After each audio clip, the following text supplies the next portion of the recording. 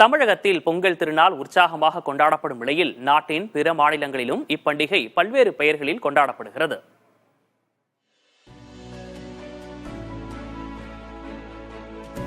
அறுவடை திருநாளான பொங்கல் தமிழகத்தைப் போலவே ஆந்திராவிலும் கொண்டாடப்படுகிறது. மகர சங்கராந்தி என்ற பெயரில் 4 நாட்கள் களை கட்டும் கொண்டாட்டத்தின் முதல் நாளான போகி என்று பழைய பொருட்களை தீ வைத்து எரிப்பது, இருப்பிடங்களை தூய்மை செய்வது இங்கும் உண்டு. மகாராஷ்டிராவிலும் மகர சங்கராந்தி வெகு விமர்சையாக கொண்டாடப்படுகிறது.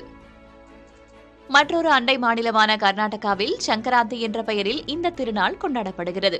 காளைகளை தீ மிதிக்க விடுவதும், கரும்பு துண்டுகள், வெள்ளை எள் மற்றும் சர்க்கரையை பரிமாறிக்கொள்வது இந்நாளின் சிறப்பம்சம். குஜராத் மக்கள் உத்தராயன் என்ற பெயரில் இந்த விழாவை கொண்டாடுகின்றனர்.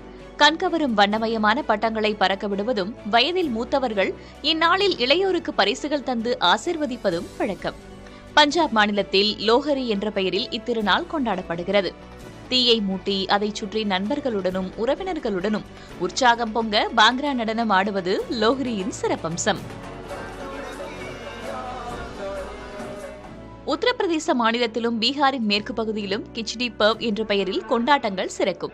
அலகாபாத் திரிவேணி சங்கமம் உள்ளிட்ட நீர்நிலைகளில் இந்நாளில் புனித நீராடுவது வழக்கம். டெல்லி, ஹரியானா பகுதியில் சங்கராத் என்ற பெயரிலும், அசாமில் பொகாலி பிஹு என்ற பெயரிலும் கொண்டாட்டங்கள் களை கட்டும். புதிய தலைமுறைக்காக சேஷகிரி.